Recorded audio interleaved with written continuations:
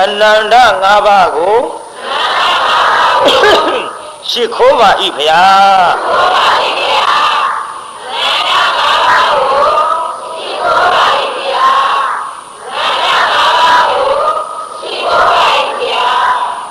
ဘာဥသုံးရင်ချလိုက်ကြ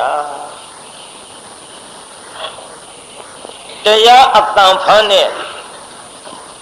တကားရီလဲနောက်အခါမှာဘုန်းကြီးတရားကိုစပြီးတော့တိတ်ခွေဖွင့်တိုင်းဒီအနန္တ၅ပါးရှိခိုးတာလေးပါအောင်ဇတ်ထုတ်ပြန်စတော့မယ်ဆိုရင်လည်းဘုန်းကြီးအနန္တ၅ပါးရှိခိုးတာအခုထည့်ပေးနေပါလေသူတို့မလဲကုသိုလ်လဲရဝန်းလဲဝဆရာတကားတွေကြီးပါပဲဘုန်းကြီးတပည့်များအခုသေးမော်တို့လည်းဒီမှာအတန်လာဖမ်းနေဒီကနေပြီးတော့တာဝန်ယူပြီးတော့နေရီမှာဖြန့်ချီလျက်ရှိပါတယ်။ဒါဒါတွေရှိစေတော့ဗျအနန္တ၅ပါးလက်အုပ်ချီရှိခိုးပြီးပါသဖြင့်ရှေ့ပိုင်းမှာတရားနာပြိဿအလှူပေးတထေးဖြစ်ဆိုတဲ့ဇလန်းကိုကျုပ်စဟောပါမယ်ဗျာ။ပြိဿကြီးရှေ့ပိုင်းမှာဗာတရားပါလေအလှူပေးတထေးဖြစ်တခြားမဟုတ်ပါဘူးကတ္တဗဘုရားလက်ထက်ကအလွန်ဆင်းရဲတဲ့လူကြီးအကြောင်းဟောမလို့ကတ္တဗမြတ်စွာဘုရားလက်ထက်ကဘာယာလလို့ခေါ်တဲ့ရွှေမြို့တော်ကြီးမှာမဟာဒုက္ခဆိုတဲ့လူကြီးတစ်ယောက်ရှိမဟာဆိုတာအကြီးကြီးအများကြီးဒုက္ခဆိုတာဆင်းရဲတဲ့လူတွေမတော့ဘဝတစ်စိတ်ချန်ပီယံရတဲ့လူပေါ့သူမိအောင်ဆင်းရဲတဲ့လူမရှိဘူးဒါကြောင့်မဟာဒုက္ခမရလေးကြပြန်တော့လေဒလိဒ္ဒဆိုတော့ချမ်းသာတဲ့အနဲ့ထွက်မရဘူးသူဆင်းရဲလည်းမရပေါ့မဟာဒုက္ခနဲ့ဒလိဒ္ဒတို့လင်းလို့တဲ့မဟာဒုက္ခဘာလို့ရထင်းခုတ်ရထင်းခွဲရထင်းပေါက်ရသူများအိဒလိဒ္ဒကမောင်းထောင်းရတယ်ဆံပြရဧသာကြီးဆင်းရဲလို့ဒီလှုပ်တွေလှုပ်နေတာလားချမ်းသာလို့လှုပ်နေတာခင်ဗျားတို့တောင်ငူမျိုးကတိုက်ကြီးနေတဲ့တထေးတွေလို့ဆိုရင်ဘယ်ထင်းခွဲဆံပြလိမ့်ဟောဆင်းရဲတော့ထင်းခွဲရဆံပြရဘယ်လိုပစ္စည်းဆင်းရဲပေမဲ့လို့စိတ်မဆင်းရဲတဲ့ဇနီးမောင်နှံဧသာကြီးသူတို့စိတ်ဆင်းရဲရဲ့ဆင်းရဲပါဗျာဘယ်ဆင်းရဲလိမ့်မတုံးလင်ပီကမရပီကမှတ်ထားကြယောက်ျားတွေကိုအိမ်တော်ရှင်မိန်းမတွေကလင်လို့ခေါ်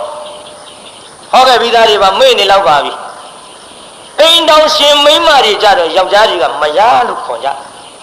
ကန်လင်းအခေါ်ခံတဲ့လူကြီးတွေနည်းနည်းမေးကြည့်ရအောင်တကားတို့ခမည်းတော်ကိုမိန်းမတွေကဘာပြုလို့လင်ခေါ်တာပါလဲလင်းမို့လင်းခေါ်တာပဲ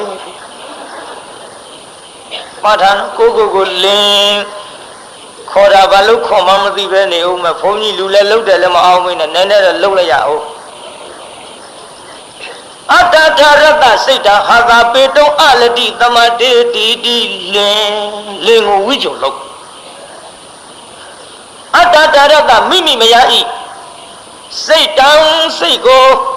ဟာသာပေတုံးကြည်လင်းရှင်ပြစေခြင်းကအလတိတမတေတီစွန့်နိုင်၏ဣတိထို့ကြောင့်လင်းလို့ခေါ်သည်မှတ်ခဲ့တိုးလေးပြောမယ်မရစိတ်ကိုကြည်လင်အောင်ဖန်တီးတတ်လို့လင်းခေါ်ပါတယ်ဗျာတကားတို့ခမည်းတော်ဘာဖြစ်လို့လင်းခေါ်သလဲဖြေရမယ်မရစိတ်ကိုကြည်လင်အောင်ဖန်တီးတတ်လို့လင်းခေါ်ပါတယ်ဗျာအကုန်လုံးဖြေတာဘာဖြစ်လို့လင်းခေါ်သလဲမရစိတ်ကိုကြည်လင်အောင်ပြီးအောင်ဖြေပြောကြနောက်ပိုင်းရှုဘူးရူနဲ့အစတော့ထွက်လာတယ်မရစိတ်ကိုကြည်လင်အောင်မလို့ပါနဲ့ဘူးရူဘာသာကြီးဖြည်းဖြည်းလေးပေါ့မရစိတ်ကိုကြည်လင်အောင်ဖန်တီးတတ်လို့လင်းခေါ်ပါတယ်ဗျာဘာဖြစ်လို့လင်းခေါ်တော့မရစိတ်ကိုကြည်လင်အောင်ဖန်တီးတတ်လို့လင်းခေါ်ပါတယ်ဗျာဟဲ့မှတ်မိသွားပြီအရက်တော့နေမယ်ဖဲရိုက်နေမယ်ဆိုရင်မရစိတ်ကြည်လင်မကြည်ပါဗျာ ဘယ်ကြည်လင်လိမ့်ဒါဖြင့်သူ့ဘယ်နဲ့ခေါ်မလင်ပေါ့လင်မဟုတ်ဘူးပေါ့လင်မပြီးသားဘူးပေါ့ကဲတရားနာပရိသတ်ကြီးမေးရအောင်မယ်ရှင်းလို့ခင်လို့ယူထားတဲ့သာမယာကျွဲရိုက်နွားရိုက်လှိမ့်ရိုက်နေရင်မရစိတ်ကြည်လင်မကြည်လင်ပါဘူးဗျာ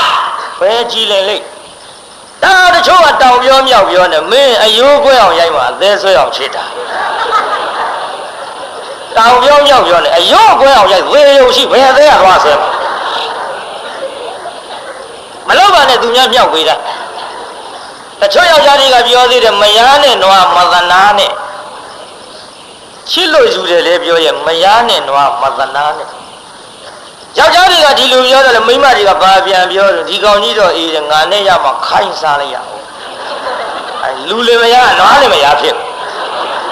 ကြည့်ရှုလည်းပြောပါမှာပေါ့ဒါကြောင့်မယားရဲ့စိတ်ကိုကြည်လျောင်ဖန်တီးတဲ့လူလင်ခေါ်ပြီးမှတ်ခဲ့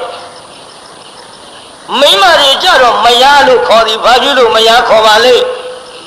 ရကိုမရလို့တော့မလုပ်လိုက်နဲ့သမိတ်ခုံမဲ့ဘုန်းကြီးသွားဟောတယ်ဒကမတွေဘာဖြစ်လို့မရခေါ်တော့ဆိုမိမတယောက်ကမှန်လားပါကောက်ဝေးလို့ပါပေါ့ရှာလူမို့ပြောတာ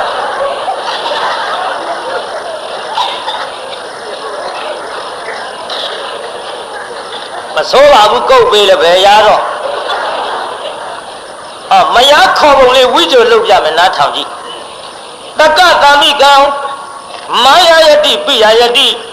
မာယာပေတိပိယပေတိတိမယာဝိဇ္ဇုလုပ်တက္ကကာမိကံမိမိရဲ့လင်ကိုမာယာယတိပိယယတိကိုကလည်းချစ်တတ်၏မှတ်သွားဒကမပိုင်းကမှတ်သွားကိုကလည်းချစ်တယ်ကိုချစ်ရုံနဲ့ပြီးမလားလို့ဆိုတော့မပြီးသေးဘူးတဲ့ရုပ်မာယာပေတိပိယပေတိကိုကိုလည်းလင်ကပြန်ချစ်အောင်လုပ်တတ်၏လွယ်တဲ့လုံးမဟုတ်ဘူးမိမဖြစ်ရတာမှတ်သွားမာယာပေတိပိယပေတိကိုကိုလည်းပြန်ချစ်အောင်လုပ်တတ်၏ဣတိထို့ကြောင့်မယာလို့ခေါ်သည်မယာကြတော့မယာပဲထပ်မဖွင့်နဲ့မယာဖို့သူတော်ဝိဇ္ဇုလုပ်တယ်လို့ပေါ့ကဟပတံလမတိတိဖို့သူတို့တဲ့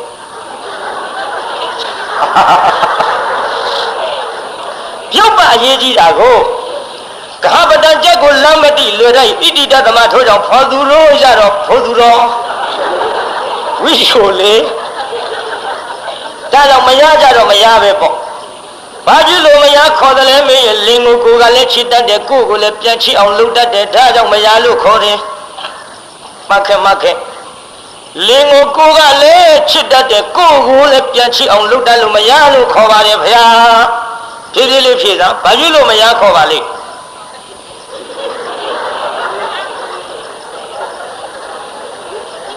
တပည့်တွေရရှက်စရာမဟုတ်ဘူးဟဲ့ဒါတရားရှက်စရာမဟုတ်ဘူးဟိုလူပြတ်တဲ့မောင်နဲ့နှမသားနဲ့မိမကြောက်ဘူးမနာတာတွေကြတော့ဗဇာကြီးဟာလို့ချင်းဝင်မကြောက်ဘူးတို့ဒီအတိုင်းရှက်စရာမဟုတ်ဖြည့်ဟဲ့ငါဖြည့်မှကျင်တတ်ဘာဖြစ်လို့မရခေါ်တယ်လဲမေးရမှတ်ထားတာနောက်ကတကမတွေရောအကုန်လုံးလင်းကိုကလည်းချစ်တတ်တယ်ကိုလည်းပြန်ချစ်အောင်လုပ်တတ်တယ်ဒါကြောင့်မရလို့ခေါ်ပါတယ်ဖြည့်ကြည့်တာ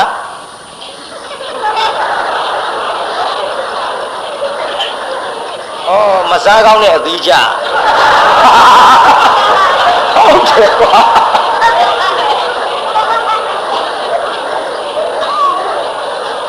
မဆိုရင်တော့ကျင်နာမှာမဟုတ်ကဲဆိုစမ်းအကုန်လုံးလင်းကိုကလည်းချစ်တတ်တယ်ဆိုလိုက်ကိုလည်းပြန်ချစ်အောင်လုပ်တတ်တယ်ဒါကြောင့်မရလို့ခေါ်ပါတယ်ဖရာဘာရနိုင်ကြီးသူတို့ကြီးခိုင်းတော့မလွားဘူးရှင်းဆောင်ရှိမှာဒါကြောင့်လင်းကိုကချစ်တတ်လွယ်တယ်ဒကမတွေကိုပြန်ချစ်အောင်လုပ်ဖို့မိမတိုင်းမတတ်ဘူးနော်ရှားရှိတယ်လည်းမဟုတ်ဘူးနဲ့နည်းနည်းရှိလိုက်ရအောင်ကိုကချစ်တတ်လွယ်တာပေါ့ကိုပြန်ချစ်အောင်လုပ်ဖို့မလွယ်ဘူး ကိုပြန်ချအောင်လုပ်တဲ့နေရာမှာမိမတွေကိုဘုရားကိုယ်တော်တိုင်ဟောထားပါတယ်အားအကောင်းဆုံးနဲ့လုံနည်းတွေရှိဘုန်းကြီးပြောခဲ့ဘုရားပေးတဲ့နည်း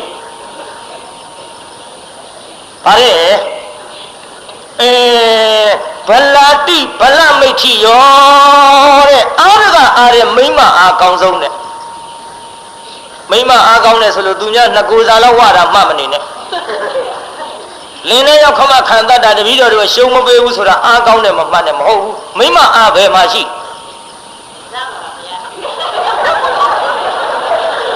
ဟုတ်တယ်ဟဲ့မကြီးနဲ့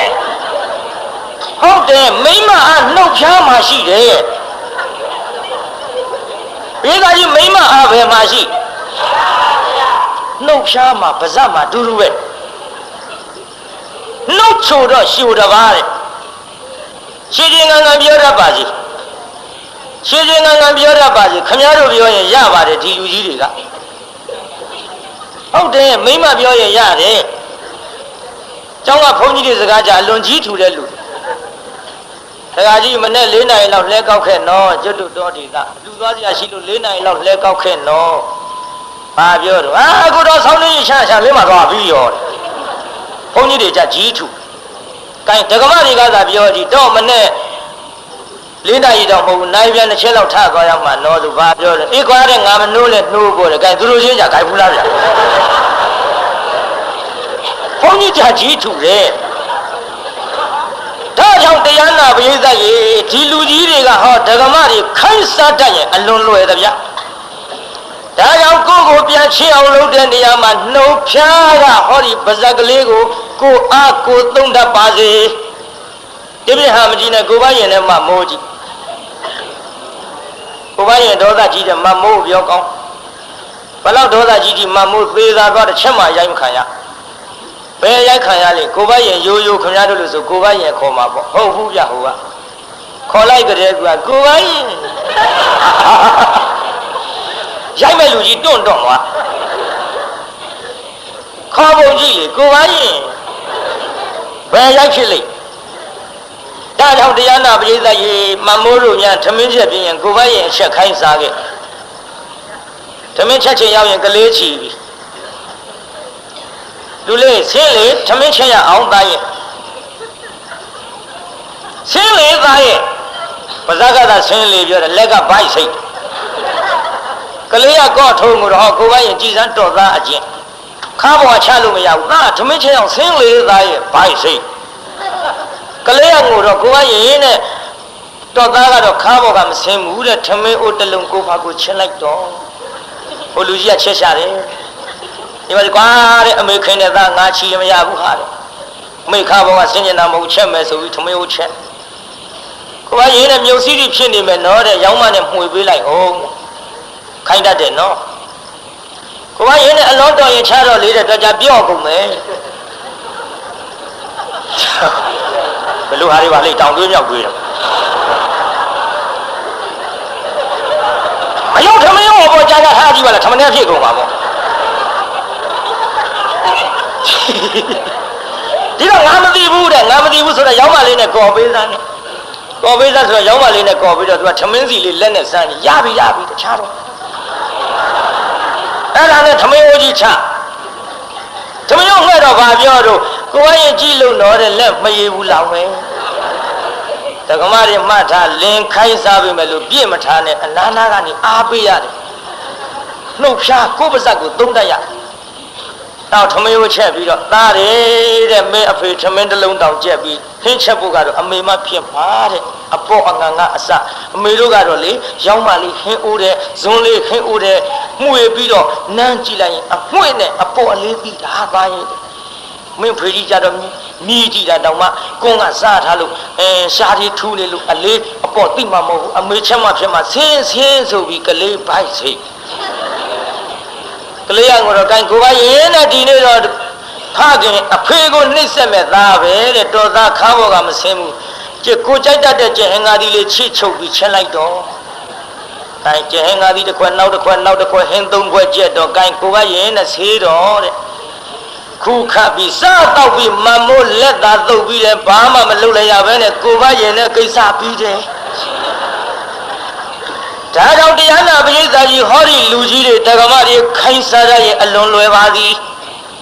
နော်ဒါကြောင့်ကြည့်လေတရားနာပရိသတ်မရလင်းကိုကချစ်ရုံနဲ့မကကိုပြန်ချစ်အောင်လုပ်တဲ့နေရာမှာနှုတ်ဖြားကိုအားသုံးတတ်ပါစေလို့ဘုန်းကြီးကနီးပေးတာပါလင်မယားတဲ့အောင်လို့ဟောရလင်မယားအရှင်ပြေအောင်လို့ဟောရဟောလို့မဖြစ်ဘူးလင်မယားအရှင်ပြေမှာဘုန်းကြီးတွေနှခမ်းကစီစိုးမှာလင်မယားသနေတဲ့အိမ်ဆုံးသွားရဘယ်ဖြစ်လိမ့်ကျုပ်လင်မယားသတဲ့အိမ်လိုက်မသိလို့မန္တလေးတုန်းကသွားရတကျုပ်ပါဘေးကပြောတယ်ဟဲ့ကိုတော်လေးဆွမ်းရနေတယ်တဲ့နင်တို့လည်းဟဲ့မကြောက်ဘူးမနာတာတွေတဲ့ဘုန်းကြီးမှမြင်ရလားလို့ဆိုတော့ဘာပြောတော့ဒေါသဖြစ်နေတော့ဒေါသောအဋ္ဌဏဇာနာတိအကြောင်းကျိုးဘာမှမသိဘူးဟဲ့ဘုန်းကြီးမကောင်းလို့ဘာဖြစ်ကျုပ်ခတ်တုတ်လေးရတယ်ဒါငါပါရကြည့်ရဲ့ပါတောင်သွားပါပြီဒါကြောင့်တရားနာပိဋကကြီးလင်မယားတဲ့မှာဒီသာသနာကြီးကိုလည်းကြည်ညိုနိုင်သည်လှူလို့ဖြစ်သည်စိတ်ထားသဘောထားညီမျှသည်ကြည်အခုလင်ပိသမယားပိသကြတော့လေတရားနာပိဋကပြည့်စည်ဆင်းရဲတော့လဲမဟာဒုတ်တုဇနီးမောင်နှံစိတ်မဆင်းရဲကြဘူးပေါ့ဒီလိုစိတ်မဆင်းရဲပဲနဲ့နေပြီးတော့လာခဲ့ရဒီကနေ့တရားနာပိဋကလင်မယားထမင်းစားကြဒူးလေးတုတ်ကျွေးပြောခဲ့လှပါပြီဒါလေးဒူးလေးတုတ်ကျွေးဟင်းကမကောင်းဘူးအော်ကိုမဟာဒုတ်ငါလိုဆင်းရဲသမားရလို့သူဒုက္ခဖြစ်ရရှာတယ်ပစ္စံရှိတဲ့တထေသမီးရရဲ့သူတိုက်ကြီးပေါ်မှာနေရမှာမယားကလင်ကိုတနာလင်ကလည်းဒလိတာငါလိုဆင်းရဲကရလို့သာပေါ့ငါလိုထင်းခွဲသမားရလို့သာပေါ့ဘုန်းကြီးလူတွေရတောင်းမင်းတလောက်ဆင်းရဲမှာမဟုတ်ဘူးပြောရသေးတာကိုဗျတထေတန်ရရင်မင်းတိုက်ကြီးပေါ်ပန်ကန်းအောင်နေရမှာတယောက်နဲ့တယောက်အဲ့ဒါလို့တယောက်နဲ့တယောက်တနာပြီးတော့မယားလို့သူကဟင်းကောင်းနဲ့မကျွေးနိုင်တော့မျက်ရည်ကျအော်ငါမျက်နှာကြည့်ပြီးမျက်ရည်ကျဟင်းကောင်းနဲ့မကျွေးနိုင်ရှာလို့ဘိုက်ထဲဝင်ကြည့်တယ်လို့သိတယ်လင်ကောင်းမယားကောင်းဒီတော့တချင်းလေးနဲ့ပေါ့ဗျာအားပေးမိမကိုလိုင်းကြောင်းပေးဘုရားနဲ့ရွှေဖယုံငယ်မသေးယုံကြိုးတဲမေးရဒီပါနေနဲ့ပေါ့ဗျာအဲ့ဒါလို့ဆိုလိုက်တော့နှမရေအာတင့်ကွယ်စီးပွားရေးဆိုတာမြတ်ပြစ်တယ်လို့မသွားဘူးရေလိုက်လို့နေကြီးမြင့်ကြီးကွယ်ဒီကနေ့ဆင်းရဲပေမဲ့လို့နှစ်ဖြင့်ကတထေဖြစ်နိုင်တယ်ဒီကနေ့တထေပေမဲ့လို့လေကမ္မခိုင်တန်တိုင်းအိမ်ဆောက်တော့လေကံမောက်လျင်ကြိုတတ်ပါတော့ကွယ်နှမရေအာမလျှော့နဲ့တနေ့ချမ်းသာရမပေါ့နဲ့တချင်းလေးဆိုအားပေးလိုက်တော့မဲကိုမဟာဒုက္ခဒီလိုဆိုတော့လေအတန်ကောင်းသားပဲပြုံးလားမြင့်ရကြတဲ့မယားပြုံးလားမှတ်ထားတော့မယားစိတ်ကြီးလေအောင်လှုပ်တတ်ရတဲ့တကားတို့ဒါပေတိပြောမဲ့သာပြောရတာခုခေတ်မိန်းမတွေထမင်းစားရင်မျက်ရည်သွားမကြနဲ့ကြုတ်တာပေါ်မကင်းဘူးဟုတ်တယ်လေမျက်ရည်ကြတာစိတ်ချမ်းသာအောင်မလှုပ်တဲ့ပြင်ဘာပြောမဲ့ထင်လို့စားရင်တော့ရင်ဒါပဲလင်းငယ်လုံးလုံးငိုတာတော့အတွက်ခွက်ချမဲ့လူတွေလို့ဆိုမှကိုင်းကြည့်ဒီလိုနဲ့ထမင်းစားပြီးတော့မဟာဒုကြီးထင်းပေါက်ထွက်သွားတော့ပေါ့ဗျာထင်းခွဲထွက်သွားလာလူအုပ်ကြီးတွေ့ဟာနဲတဲ့လူတွေမဟုတ်ဘူးဟာဒီလူတွေဘာလို့ကြားတာပါလိမ့်မလဲခြေပြားလေးထောက်ကြည့်လူတော်တဲ့ကရဲဆင်းရဲတယ်ဗျဆင်းရဲတော့လူတော်တဲ့မဝင်ရဲဘူးပေါ့လူမာဝတ်တောင်းမှအကွတ်တဲ့အစိုးလေးကစုပ်တဲ့ထဲပြတ်တဲ့ထဲနွန်းတာလေးဝတ်သွားခြေပြားလေးထောက်ကြည့်ဆင်းရဲမကောင်းဘူးနော်လူတော်တဲ့မဝင်ရဲဘူးဗျချမ်းသာအောင်လုပ်ကြပြေးသားကြီးဆင်းရဲရင်ကောင်းရဲ့လားကောင်းပါဗျာဈေးဆိုင်တန်ချောင်းခောက်လို့သွားထုတ်တာတောင်မှပတ်စံရှိတဲ့လူကြပေးလေတဲ့စာအုပ်လေးကျုပ်ထပေးမယ်ဆင်းရဲတဲ့လူရနေတော့ဘာပြောဘယ်တော့မှတော့ပြီးနဲ့တွေ့သွားချမ်းသာတဲ့လူတွေ့ရဲပါလားပြိဿတွေ့ပါ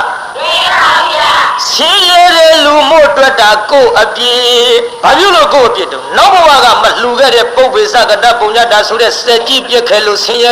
လို့တွေ့တဲ့မလှူတဲ့ကိုယ်အပြည့်သဘောပေါက်ရဲ့ဒါကြောင့်ချမ်းသာအောင်လုပ်ကြဘေးသားကြီးဆင်းရဲခြင်းသလားချမ်းသာခြင်းသလားချမ်းသာခြင်းလက်သာပြင်ထားကြ လူမချမ်းသာဒါနဒါကြောင့်အလူပေးတစ်သေးဖြစ်တရားကိုဟောနေတယ်နော်ရှေ့ဆက်လက်ထောင်ကြည့်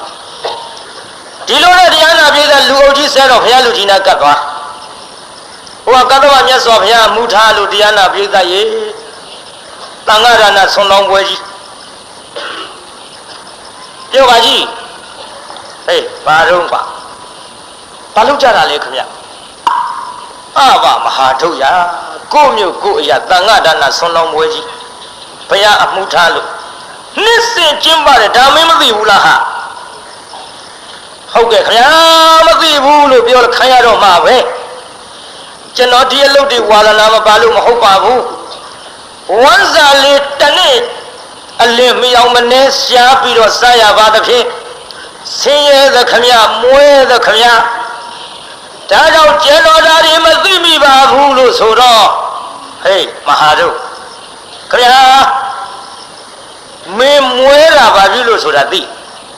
အော်မချမ်းသာလို့မွဲတယ်ပဲသိတယ်ခင်ဗျဟေးမဟုတ်ဘူးကွာ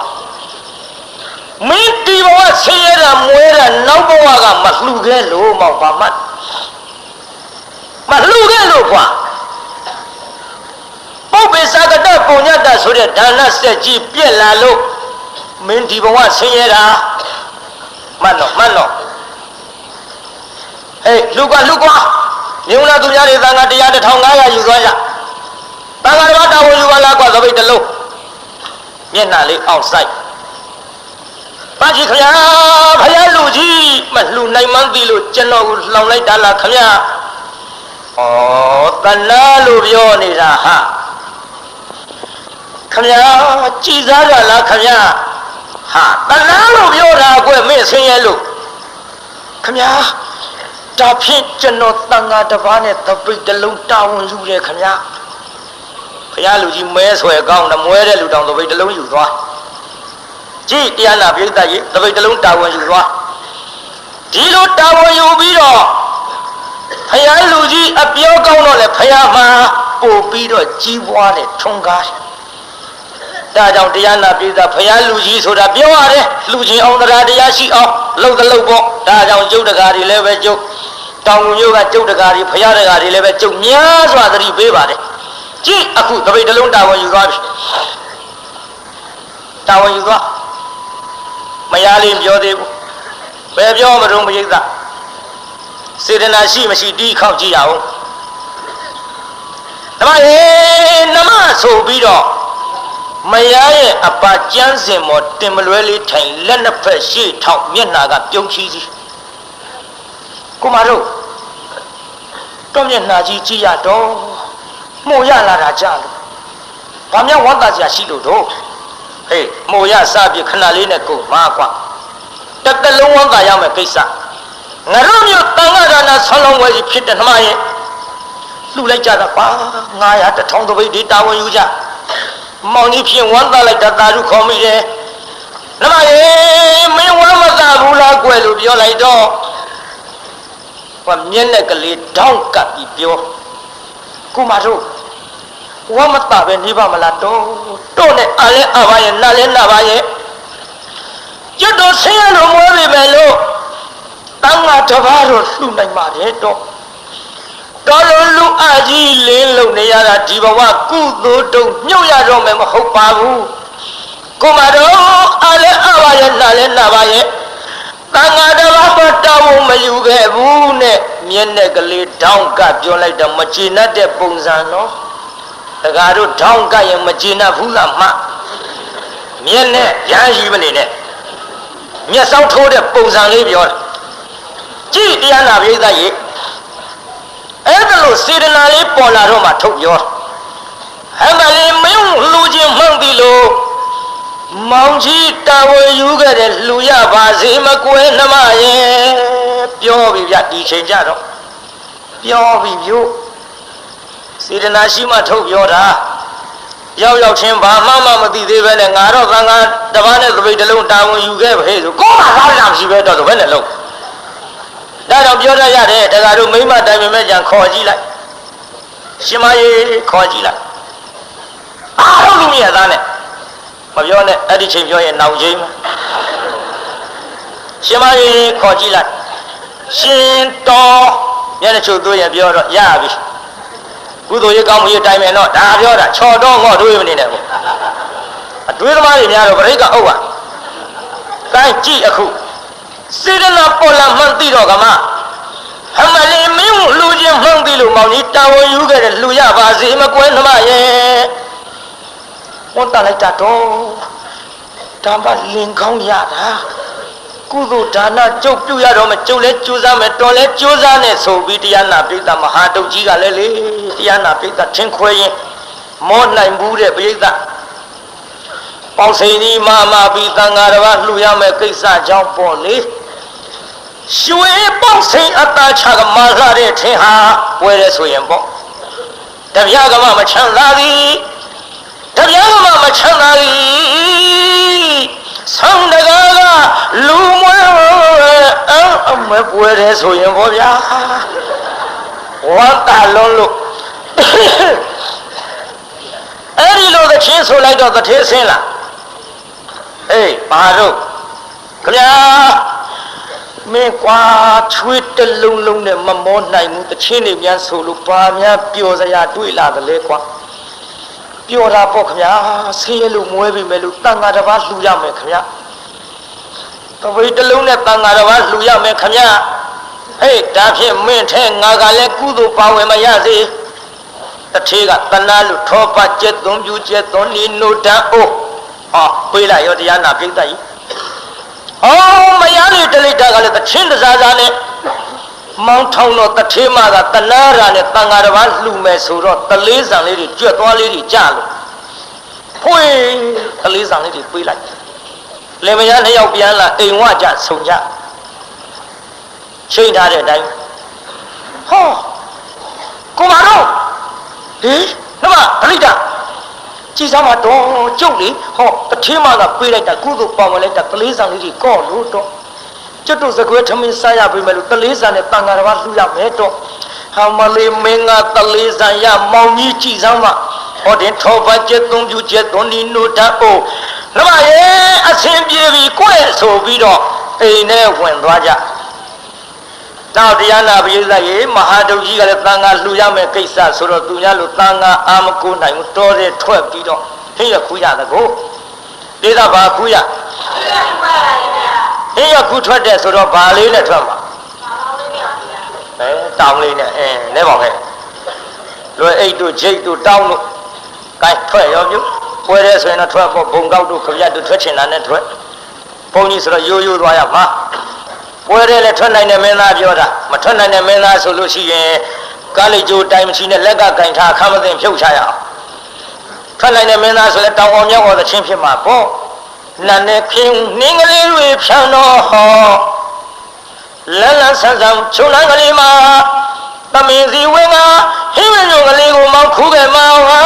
မင်းကအိမ်ကကျက်သွန်ဒီကလေးနဲ့သုံးခွက်တစ်ခွက်တင်ကြိုထားပါအဲ့ဒီဟင်းနဲ့ထွက်ပါဘောဗျာပွဲတယ်ဆိုရင်ကိုင်းထွက်ရောပြုထွက်သွားတော့လူအုပ်ကြီးတွေ့ပြန်ပတဲ့တရားနာပိဋကကြီးဘာတွေ့ပြန်တော့လူအုပ်ကြီးတွေ့တော့လေဟာဒီလူတွေဘာလုပ်ကြတာပါလဲကြည့်လိုက်တော့တငါတယ်ကြီးထံငါဝယ်ကြအငါ900ဘို့1000ဘို့100ဘို့200ဘို့တန်ဃာတော်ငကြီးနာနဲ့ဆုံးကပ်လိုက်ခြင်းပါပြီငါအတွက်မှကြံပါအောင်မလားနဲ့တရားနာပရိသတ်ကြီးခြေပြားလေးထောက်ကြည့်လူအုပ်ကြီးဆဲတော်မှာတန်ဃာကနကရောတန်ဃာတော်မိတ်ဆွေကြီးဘာတော့ကွာတန်ဃာတော်ငကြီးသားနဲ့ဆုံးကပ်ခြင်းလို့ဗျာငကြီးလေးတစ်ကောင်တော့မရဘူးလားဒီကောင်နောက်မှလာမိဥမဲ့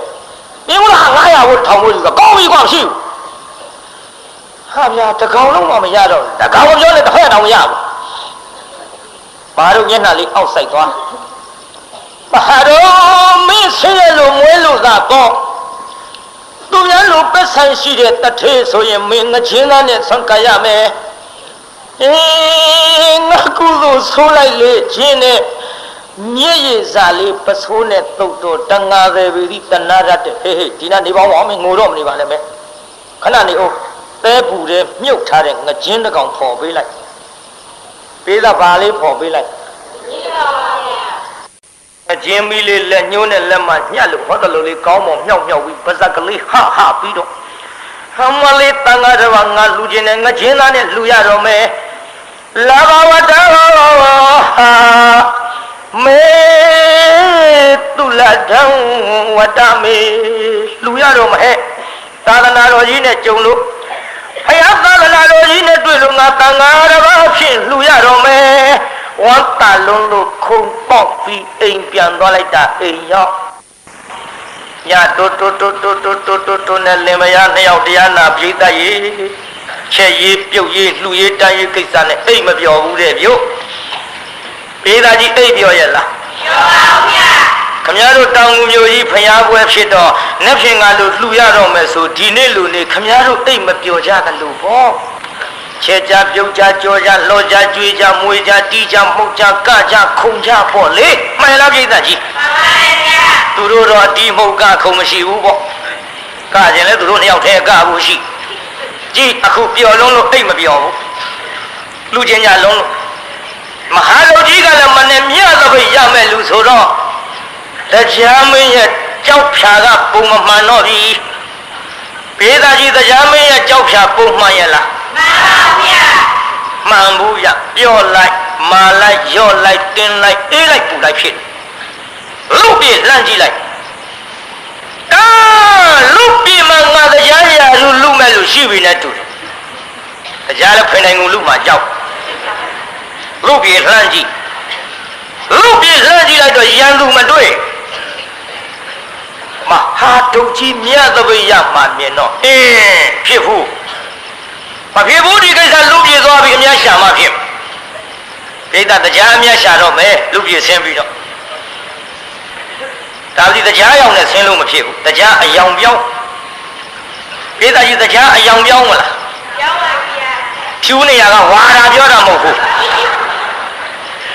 အချွန်တက်နဲ့တရားရောင်မဟုတ်ဘဲနဲ့ထမင်းကျက်ရောင်ဆောင်ပြီးတော့ရောင်းမကြီးနဲ့ထမ်းဆင်းလာတရားအယောင်ပြောင်းဆင်းအယောင်ပြောင်းပြီးဆင်းလာလိုက်တာတရားနာပိဋကကြီးသမင်းကျများအလိုရှိရနိုင်ပါ့ခင်ဗျာကျောင်းမကြီးနဲ့ဘယ်မှမဟောဘူးမဟာတို့အိမ်သားလက်ပတ်ဟောနေသမင်းကျများအလိုရှိရနိုင်ပါ့ခင်ဗျာမဟာတို့ကထွက်ကြည့်ဟုတ်ပြီကွာသမင်းကျငမွဲလာငတေလာအောင်ငါနိုင်မောင်များကိုတကားမှမနဲ့ကိုယ့်အကူချက်မှာဟောတို့တော်အမျိုးသားရင်ရိုင်းမင်းကောင်းတယ်ဆိုပြီးတော့ပြောတဏှာတမိတ်ဆွေကြီးသမင်းကြမိတ်ဆွေကြီးဘယ်နဲ့တဏှာတယ်ရောက်တော့ပြောသမင်းကြမိတ်ဆွေကြီး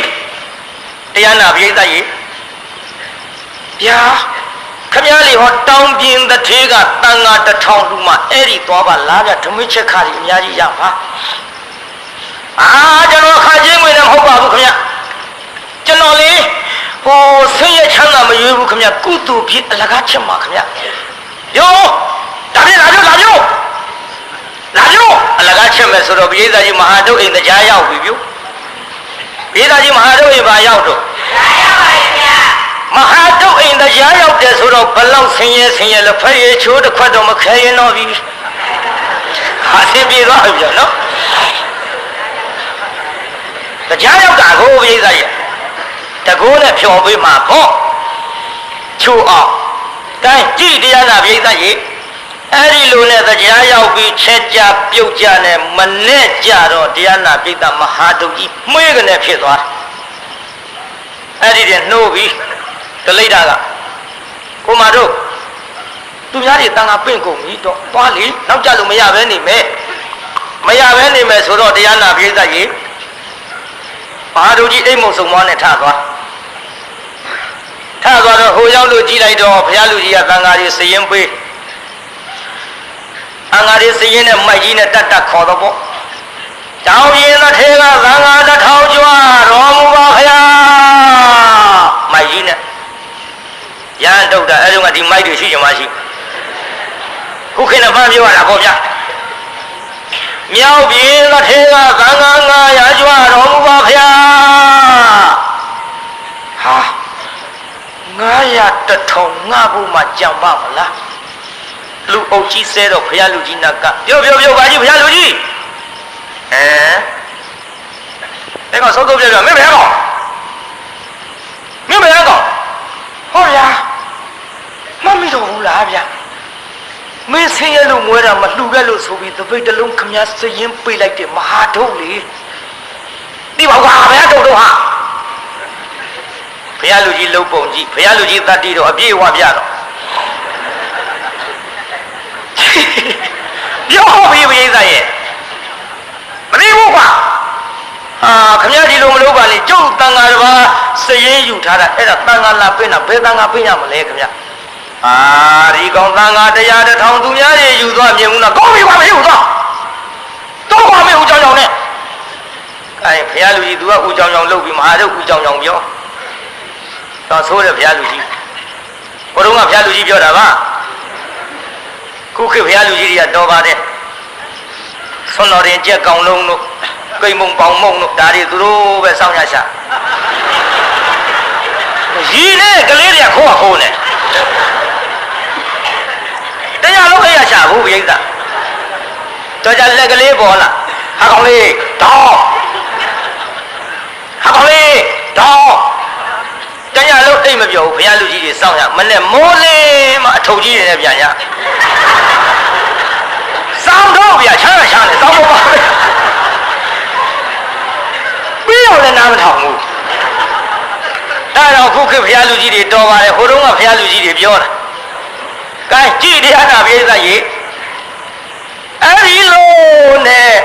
တန်ဃာတစ်ပါးမရတော့ဘူးဆိုတော့ဘုရားလူကြီးခရာရစ်ဆက်လာကြီးလားဟေးမရှိလို့မရှိဘူးပြောတာမင်းငါရက်ဆက်သလေးပါလေးနဲ့တန်ဃာတစ်ပါးဆုံးကပ်မယ်ဆိုပြီးတော့ဒလိတ်ဓာတ်လေးချက်ပြုတ်ပြီးစောင့်နေတဲ့ခမညာအိမ်ပြန်သွားရင်တန်ဃာတစ်ပါးပဲမလဲကိုမဟာတို့မေရှာတော့မယ်နမရေတန်ဃာတစ်ပါးမရတော့ဘူးလို့ပြောလိုက်ရင်ဖြင့်ဟမ်မလေးအိမ်ကမရလေးမြေကြီးကြရှာတော့မယ်ခမညာစားတဲ့တလောင်းပါပါဘူးကျုပ်ကရှာရှည်ပေးရဒီလိုများပြောလေသလားပေါ့ဗျမှန်တော့ရကြိတ်တရားနာပြေးသားဟေးမင်းမရမျက်ရည်ကြတာငါပဲတတ်နိုင်ပါမလဲကွာမရှိတာပြောတာပဲရက်စလာကြီးလားခမညာကိုယ်တိုင်စရင်ပေးပြီးတော့နမရေတန်ခါတော်မရတော့ဘူးတဲ့နမရေနမလူချင်းတဲ့တပိတ်တလုံးလူပြီးတော့နေဘူးကန်းလုံးမို့ခက်လာပါပြီဟာမလေးမောင်ကြီးပဲလို့လုပ်ပြီးတော့ကြံရပါမထုံးရဲ့လို့မယောအလားဒလိတခမညာမ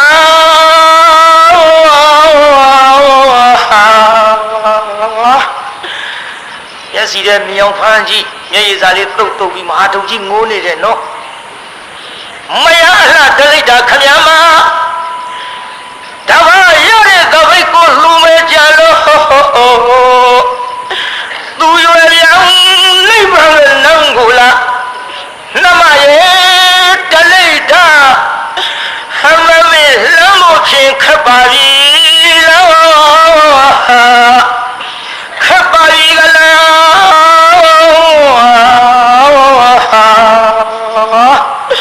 ဟမလေးမလူချင်းနဲ့တန်ဃာတစ်ပါးမလှူရတော့ဘူးကွယ်အခုတော့လေဖယားရဲ့ကြီးတဲ့လူကြီးဖယားလူကြီးမို့ခံရဟာပြီနမရဲ့ဖယားလူကြီးပြူသွားတယ်မျက်လုံးအဲ့ကမင်းစကားကြည့်ပြောမယ်မင်းငါဖယားရဲ့ကြီးတဲ့လူကြီးလေးပါလေးနဲ့မဟုတ်လားဗျဖယားထံသွားရင်ကျွန်းတော်သဘိတလုံးရခြင်းရမယ်ခုခမရပေးပြီးသားစရင်ကိုခမရမရှိဘူးလို့ပြောနေပြီငါစရင်မတင်မိဘူးကမှဲ့နေလို့ဒါကြောင့်ခမရကိုကြုတ်ပြောတာပေါ့ဖယားရဲ့ကြီးတဲ့လူကြီးဖယားလူကြီးကိုခလိုက်ဟာပြီနမရဲ့တဘာယူကြီးတာငါ့ကိုတောင်းမကြမ်းပါဘူးတဲ့ တဲ့နှမရဲ့ရဲဆက်ဆက်ကြီးအခုတော့စရင်မတင်မိဘူးတဲ့တပါးယူပြီးတာငါ့ကိုတော့မကြမ်းပါဘူးတဲ့အရဟံဘဂဝတဆွေရလို့လဲစိတ်ရနဲ့ဟေးဓမ္မပါတော့သိပြီးတော့ငါရှိငိုးနေပါနဲ့ကွာငါလဲသူများငိုတာမြင်စိတ်မကောင်းဘူးကွာမကောင်းခမည်းပါပြုလို့ဒီလိုလုပ်တော့အမေနေတယ်လို့ပြောနေမှာကွာမေ့နဲ့ခမည်းဗျာရဆက်ဆက်ကြည့်ပြုတ်ရပါပဲရဲ့ဟေးပါတော့မင်းကွာငါတော့မင်းဖျားတဲ့ကြီးတဲ့လူကြီးလေးပါလေးနဲ့မင်းဒီလိုလုပ်မနေပါနဲ့ကွာပြောမနေပါနဲ့ဟေးဒီမဲ့ကတ္တဗမြတ်စွာဘုရားရဲ့မြတ်တပိတ်ငါဘသူထဲမှာစရင်မတွင်သေးဘူးကွာအဲ့ဒါမင်းကုသိုလ်ကောင်းရင်တော့ဘုရားသွားလျှောက်ရင်ဘုရားတနာလို့ချီးမြှင့်ရမှာကွာဗျာကာပြည့်ကြုတ်ကောင်းမယ်ခမရဘုရားထံတော်မြတ်လို့အတနာခံမယ်ခမရရဲ့လို့တပါးယူပြီးတာငါ့ဘုတော်မကြမ်းပါဘူးတဲ့အရဟံဘဂဝတဆွေရလို့တဲ့စိတ်ရဲ့နဲ့ဟမမင်းအခုတော့ဖြင့်အိမ်မှာမရလေမြတ်လို့ပဲရမှာမျက်နှာရလှမှာပါကလာကလောကမ္ဘာမြတ်စွာဘုရားထံလို့ကျွန်တော်အသွားဆိုပြီးငိုပြေးတော့တာပဲပြုကဲတရားနာပိဋကဘုရားထံပြေးလိုက်တာဘုရားရှိလေတရားနာပိဋကမြတ်သပိတ်လူချင်းညလို့ရှင်ဘရင်ရဲ့စစ်သူကြီးရဲ့တက်တော်မရှိတဲ့ရှေမကြီးရဲ့ဘယ်လောက်ရှိသေးမှမို့မရှိတဲ့ရှေပြောတာသေမဲ့အမျိုးသက်တော်ရှိလှုပ်ထားတာတော့သိမကြိုက်ပါဘူးဒါပေမဲ့မရှိတဲ့ရှေလို့ပြောလိုက်တော့နှစ်ခုရတာပေါ့လေတက်တော်ရှေမကြီးရဲ့ဝန်ကြီးချုပ်ရဲ့မြူနီစပယ်လူကြီးရဲ့ခုခေတ်ကမှပြောတာအဲ့ဒါတွေရှိကြမှာရှိငါတဲ့ငါရှင်မရင်တဲ့ဘုရားကငါမြင်ငါပေးမှာတဲ့ငါစစ်သူကြီးတဲ့ငါပေးမှာတဲ့ငါတက်တော်ရှိတဲ့ငါပေးမှာတဲ့ဟောကွက်ကြတဲ့ဟာဒီဘုရားဦးကျော်တော်မျက်နှာလိုက်ပေးမယ်ဘုရားမှတ်ဘုရားတော်မကျင်းနေဘူးသူတို့ကစောင့်နေကျင်းရကမနိုးသေးဘူးစောင့်နေကြကြည့်တရားနာပြည်သားမဟာဒုက္ခဒီနာရောက်သွားအဝတ်ကလေးကစုပ်တော့ဟဲ့တော့ဒီချိန်ဘုရားတော်ကျင်းရကမထားသေးဘူးတော့မင်းဒီချိန်လာတောင်းလို့မရဘူးအဲတောင်းစားမှတ်လို့ငေါက်ထုတ်လူအဝတ်တောင်းအကွတ်တယ်ဗျဒါကြောင့်ကြည်ဝတ်ကြကြည်ဝတ်ကြကျွတ်တို့လည်းလူအဝတ်ဆိုလို့ဝင်းဝင်းထိန်ထိန်လေးဝတ်ဟိုကောင်ကတော့မဲပုတ်ပုတ်ကြီးခြုံထားတယ်ကြာ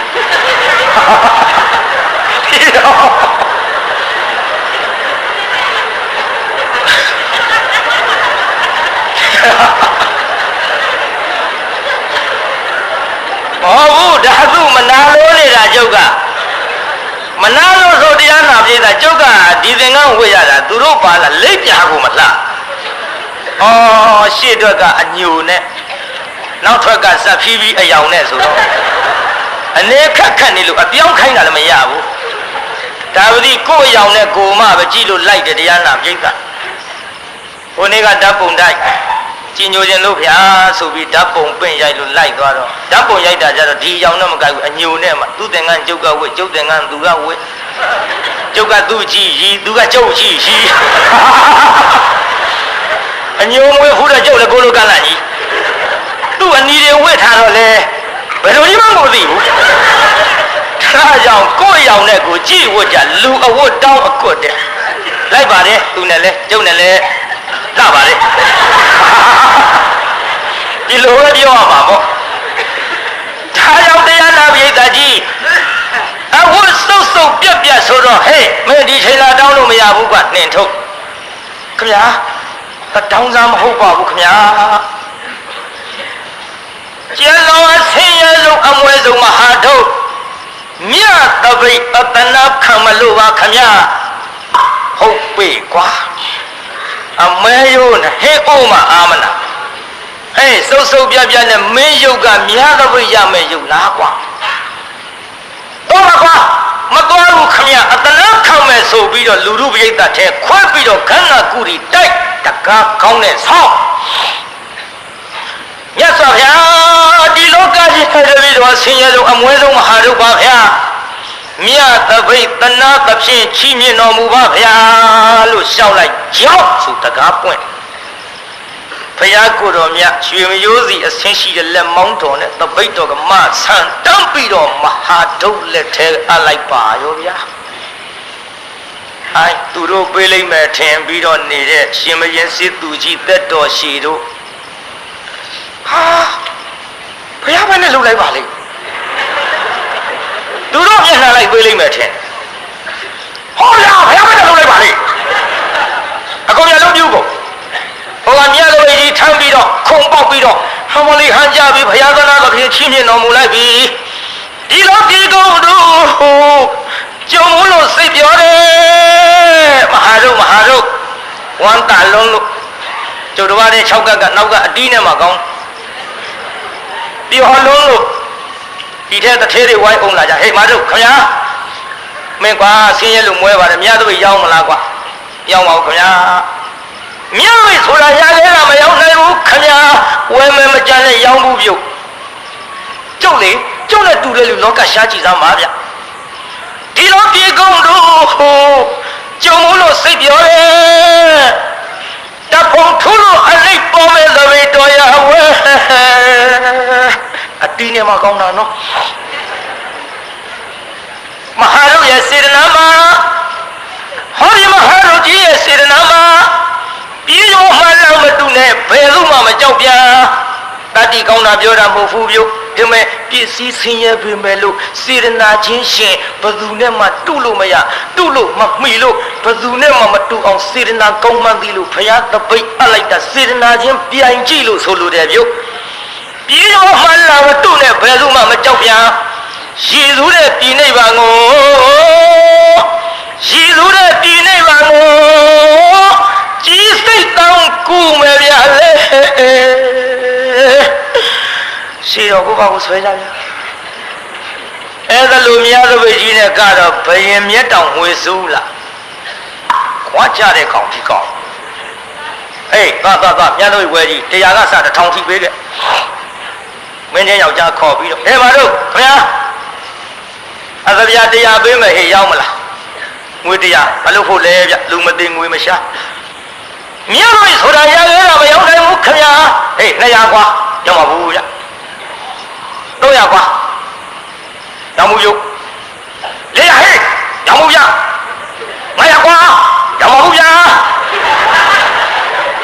တပိတ်သေးတက်သွားဧကတပိတ်သေးတက်သွားတော့ဘယ်လောက်ထိသွားဘုရားမြတ်တပိတ်900မဟုတ်ပေါ့ကျွတ်တို့တပိတ်900ဆိုငါတီးကြသေးရကြီး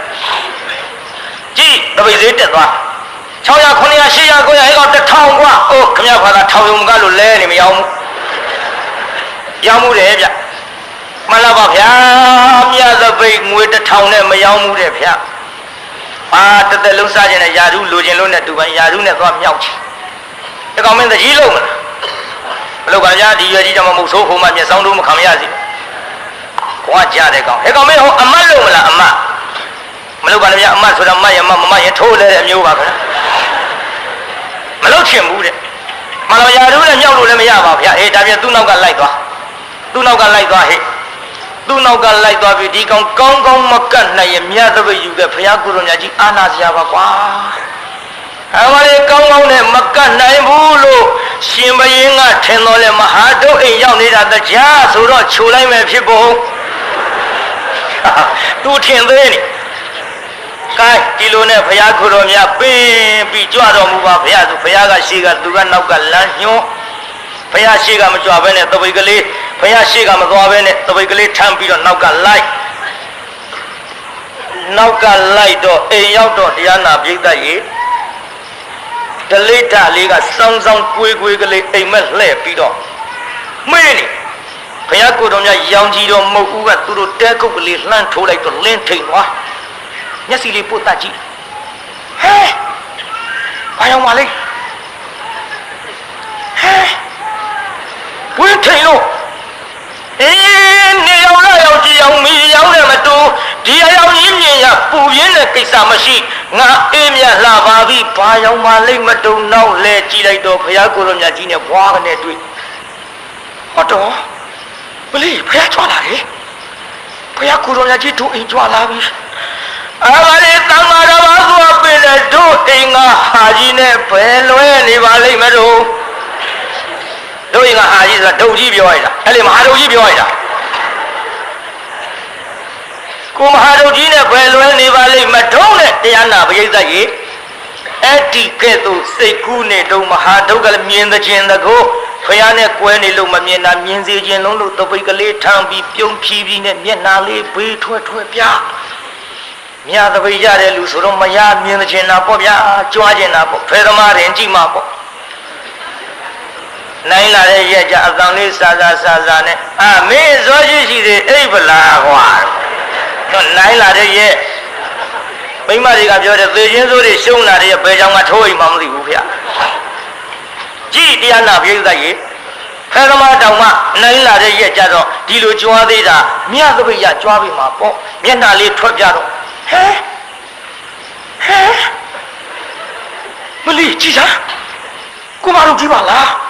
မြတ်သပိတ်ကြီးထမ်းလို့ဖယားကိုတော်မြတ်ကြီးအိမ်ကိုရအောင်ပင့်နိုင်တဲ့လင်သားမလေးငါလင်အရာတော်လိုက်လေချင်းဟဲ့ဒါမှတို့ကိုမဟာတို့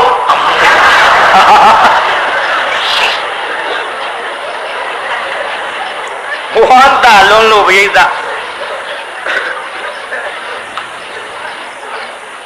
မြတ်သပိတ်ရတဲ့လင်သားဆိုတော့ချိန်မုန်းပြီမဲ့ပေါ့ဖဲသမားမရရင်ကြီးမှာပေါ့နိုင်လာတဲ့ရက်ကြဘာပြောတော့တော်စားခြင်းတာပြောနော်တဲ့ချက်မကြွေးတာကြုတ်တာဝန်းတဲ့ဖဲသမားမရဘူးဒီနိုင်လာတော့စားခြင်းတာပြောတဲ့ကြုတ်တာဝန်းမလို့သေးရဘူးတဲ့နိုင်တဲ့ရက်ရှုံးတဲ့ရက်ခေါင်းလိုက်ဆိုင်ဝင်လာတော့ဘာပြောတော့သေချင်းဆိုကျုံးမောင်မကောင်းနေပြီမို့လားဒါကြောင့်တရားနာပြိဿမြတ်သပိတ်ရတဲ့လင်သားဆိုချီးမြှောက်ပြီမဲ့ပေါ့ဒီလိုနဲ့ဘုရားကိုတော်မြတ်သူတို့အိမ်နဲ့ကြွဝင်တော်မူလိုက်တော့လင်မယားတရားနာပြိဿငုံဝင်ရတဲ့ဘုရားကိုတော်မြတ်ခါမကန်ရဘူးတဇမိတ်ကမြင့်ပေးရဟောမြေကြီးကနှိမ့်ပေးကြတယ်ခါမကန်မဲ့ဝင်တော်မူနိုင်ပါတယ်ဗျာဘုရားကိုတော်မြတ်တရင်သုံးတော်မူတော်မှာကကျင်းသားနဲ့ဆုံးကတ်လို့မြတ်စွာဘုရားဖုံးပေးတော်မူပါဘုရားနဲ့ဒီလိုငကျင်းသားနဲ့ဆုံးကတ်ပြီးတဲ့နောက်ဘုရားကိုတော်မြတ်ကလည်းအာယုန်တေတိဝဏ္ဏတေတိဒုက္ခတေတိဗလံတေတိပฏิဘာဏတေတိဆွမ်းကြုံ၅ပါးတရားပြလို့တရားနာပရိသတ်ရေမဟာဒုတ်ကြီးလည်းပဲဆွမ်းဖုံးပေးပြီးတဲ့နောက်ဘုရားကိုတော်မြတ်တပိတ်ကြီးထမ်းပြီးကြောင်းတော်လိုက်ပို့တရားမင်းကလည်းတရားနာပရိသတ်ကြီးကောင်းကင်လို့ပြန်မဟာဒုတ်အိမ်ပြန်ရောက်တော့အကျွင်းကြံကလေးစားပြီးလင်မယားနှစ်ယောက်မှေးကနေအိတ်လိုက်ကြယတနာမိုးတွေရွာချဒူးစစ်ပေါင်နဲ့အိမ်နဲ့ဝင့်ထိန်လို့တလိတာလေးကအရင်နိုးလို့မျက်စိပုတ်တကြည့်လိုက်ယရနာအယောင်လေးမြင်လိုက်တော့လေကိုမတို့ကျွတ်တော့ရင်မီးလောင်ပြီတော့မီးလောင်နေခြင်းနဲ့ဟာဘယ်တော့ဟာဆိုပြီးထားကြည့်လိုက်ပါကွာယရနာလေးဟာဟေးနမတို့ကုသိုလ်ကြိုးပေးပြီးတို့ကုသိုလ်ကြိုးပေးပြီးနမရဲ့ဒါပေမဲ့လို့တရွေးကောင်းမှမရှိတဲ့လင်မယားဒါရီတို့အိမ်ပြေးလာရင်ဖြင့်မင်းပြင်းမင်းနာခံရလိမ့်မယ်တို့နဲ့မတန်ဘူးဘယင်ထံသွားအကြစို့သဘောကောင်းဘယင်သွားအဟဲ့မင်းပါကုသိုလ်ပြုဘုရားကျွန်တော်မျိုးကြီးဘုရားကိုယ်တော်မြတ်ငချင်းသားနဲ့ဆွမ်းကပ်ပါဗျာဧကွယ်တာဖြင့်မင်းကုသိုလ်ကြောင့်ဖြစ်တာငါနဲ့မဆိုင်ဘူးအကုန်ပြန်ယူသွားတဲ့တပြားမှမယူဘူးအကုန်ပြန်ပေးအာဒုက္ခလည်းသဘောကောင်းရှင်မင်းကလည်းသဘောကောင်းပြန်ပေးုံနဲ့မကယရနာမိုးရွာချတဲ့တထေငါတိုင်းပြည်သူလောက်ချမ်းသာတာရှိသလားမရှိပါဘုရားလို့ဆိုတော့မှတထေထီဆောင်တဲ့တကွာမဟာဒုတ်တို့ဇနီးမောင်နှံတထေရာဓုကအလိုက်ပါပြီမဟာဒုတ်တို့ဘာဖြစ်သွားတော့တထေဖြစ်သွားတယ်နော်ဘာပြုလို့တထေဖြစ်ပါလိမ့်အလိုပေးလို့တထေဖြစ်တဲ့ဇနီးမောင်နှံတထေဖြစ်တဲ့နေရာတွင်ကျုပ်အမိနဲ့ရတန်းကရရမှာပါဆက်ဟောရင်ပန္တိတသာမဏေအထိဆိုဇတ်ထုကအရှိကြီးဗျဒါနကံလေးကိုကျုပ်ဖြတ်ဟောရပါတယ်မဟာရုပ်တို့ဇနီးမောင်နှံအလှပေးလို့တထေဖြစ်သွားဗလားတရားနာကိစ္စဖြစ်ပါဗျာခင်ဗျားတို့ကအဲ့ဒီလိုတထေဖြစ်ချင်သလားမဖြစ်ချင်ဘူးလားဖြစ်ချင်ပါဗျာဖြစ်ချင်ရင်လှူရမှာလားမလှူပဲနေရမှာဖြစ်ပါဗျာ ဒါဖြင့်အိတ်ထောင်နဲ့နှိုက်ကြခိတ္တရဆိုင်မဲ့ဟာဗတိုင်းပေးမဲ့ဖြတ်ပိုင်းကလေးတွေနဲ့လူကြအာဗမာရင်းနာမမေ့မလျော်မပေါ့မဆာသောတတိတရားဖြင့်တံပါဒေထမိမိတို့ကြီးမှန်သမျှလင်း6သိန်းကုန်ကြမဲ့သာသနာပိတ်မှန်ကြီးအတွက်တစ်ဖက်တစ်လမ်းကတတ်စွန့်သမျှကြုံရိုက်တဲ့အခါမှာလူတောင်းနိုင်ကြပါစေကုန်သတည်း